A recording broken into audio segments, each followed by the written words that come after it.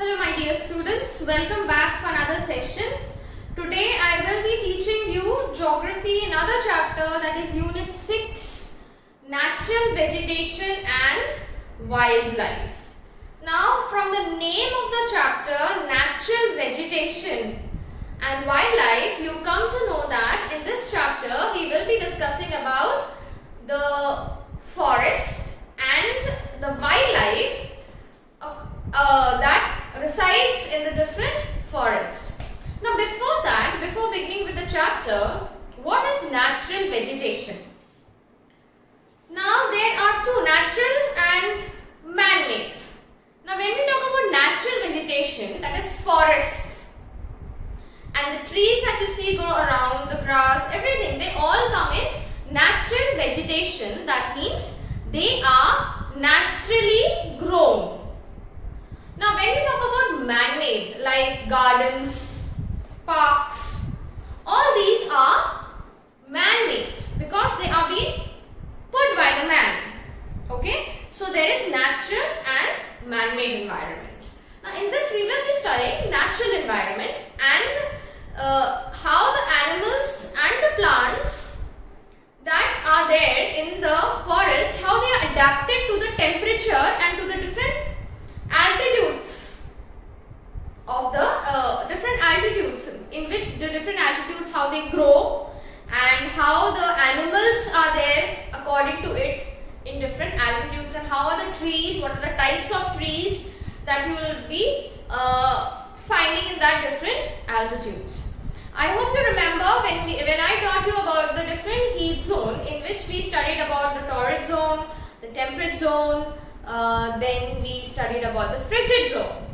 So according to the different zones, the temperature varies all over the world. So according to which you will be studying about the different natural vegetation, and according to that, what are the wildlife in there. So let's start.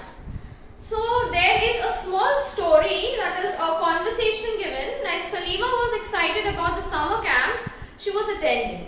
She had gone to visit Manali in Himachal Pradesh along with her classmates. She recalled how surprised she was to see the changes in the landforms and natural vegetation. Yes, we studied about the different landforms and even the natural vegetation. So that we have already studied in class 6 about the different landforms and the vegetation. So in that we come to know, and even you have studied about the different zones in class 6. So I hope I just reminded you how it was. So the deep jungles of the foothills comprising sal and teak slowly disappeared. She could see tall trees with thin pointed leaves and cone-shaped canopies on the mountain slope. So as she was going up, she can see the different changes in the trees, the growth of the trees. She noticed blooms of bright flowers on tall trees. They were rhododendrons. From Manali, as she was travelling to the Rohtang Pass, she saw that the land was covered with short grass and snow in some places. So even that shows from this small paragraph that according to the temperature, the vegetation varies. So from Salima's observation, we summarize that there are close relationship between height of the land and character of vegetation, as I just told you, with its change in height. The climate changes and so the natural vegetation. So the growth of the vegetation depends totally on the fertility of the soil. That's why you studied about like how in the desert region the soil is less fertile, the water availability is less, so the vegetation is also very scarce. Very less things, less variety grow. So it totally depends, the vegetation, on the soil. The types of thickness of natural vegetation varies from place to place because of the variation of these factors. Now what are the factors? They are generally classified into 3 broad categories. Now what are the 3 broad categories? The very first is forest, then the second one is grasslands and shrubs.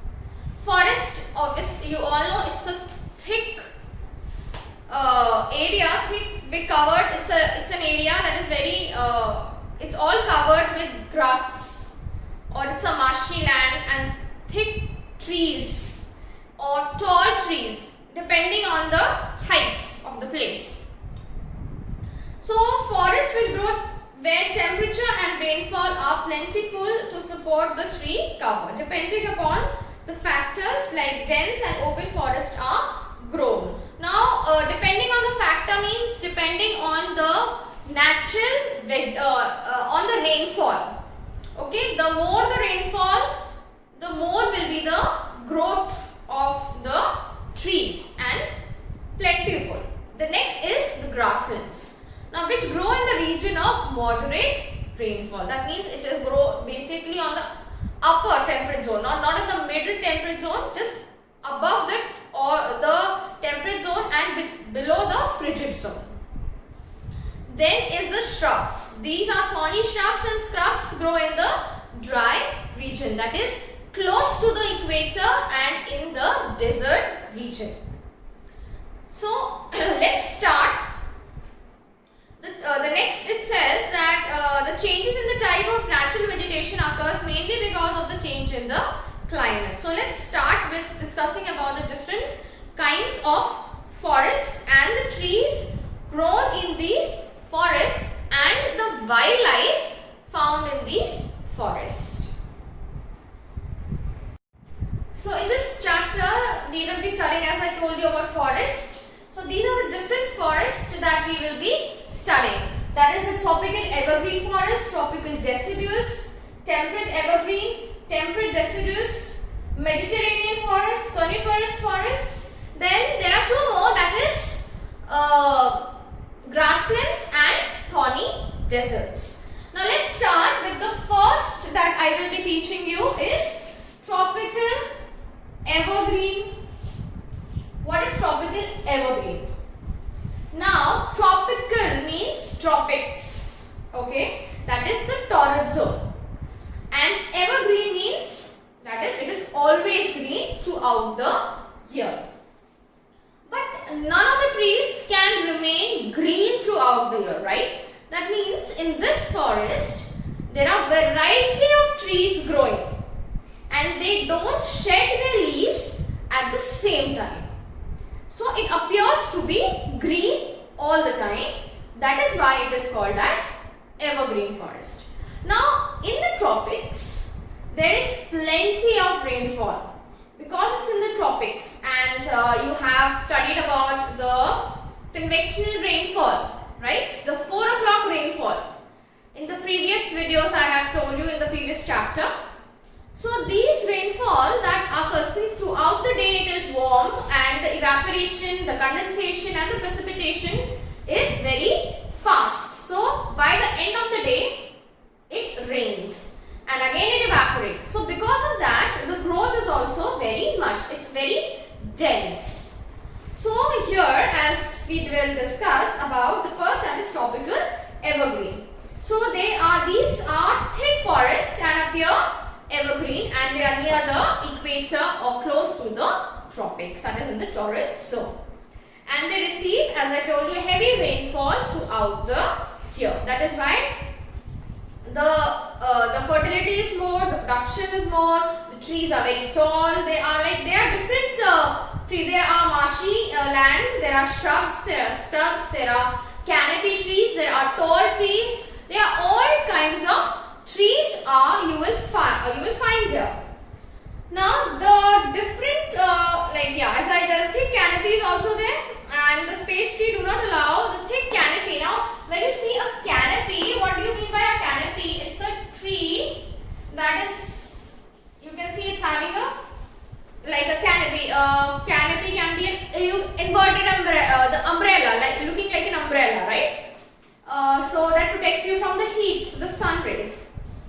So this canopy trees, there are canopy like trees, there are small shrubs that is also growing down. Then there are trees that are taller than this. So because of this canopy tree, the rays of the sunlight cannot penetrate down, leaving it very marshy land. That means water deposits are there all the time. Now, hardwood trees like rosewood, ebony, mahogany are very common in this region. And now, because being a marshy land or because being too tall trees basically this is found in the Amazon, is one of the very good example of a forest, of an evergreen forest. So here you will find different kind of animals, like basically reptiles, say crocodiles, snakes, different kinds of insects, lizards, mosquitoes, and monkeys. All these you will find in this forest. So the next we will be talking about is the tropical deciduous.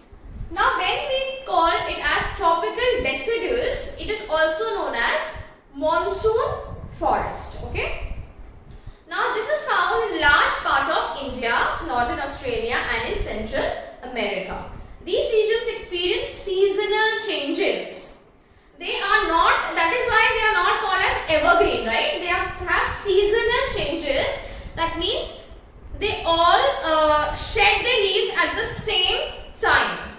So they are experienced and they shed their leaves in the dry season and to conserve water. That means in the summers. The hardwood trees are found here and they are extremely useful. Now one more thing I forgot to tell you, that in the evergreen forest, lumbering is very difficult. You know what is lumbering? That is cutting down of the trees for the use of, say, medicinal use, wood for industries or furniture, because they are very close together, right? So they are very close by. So it is lumbering is very difficult. Whereas when you talk about deciduous forest, lumbering is very easy because they are not close by. They are away from each other. So one of the these trees like sal, teak, neem, shisham, all these are very useful trees used for making furniture and very expensive also. So lumbering is very easy in these deciduous forest, and cutting down of trees is also there for lumbering purpose. So furnitures are made from these hardwood trees and used for many other constructional materials. Then animals like tiger, lions, elephants, langurs, monkey, they are all common in these kinds of forests.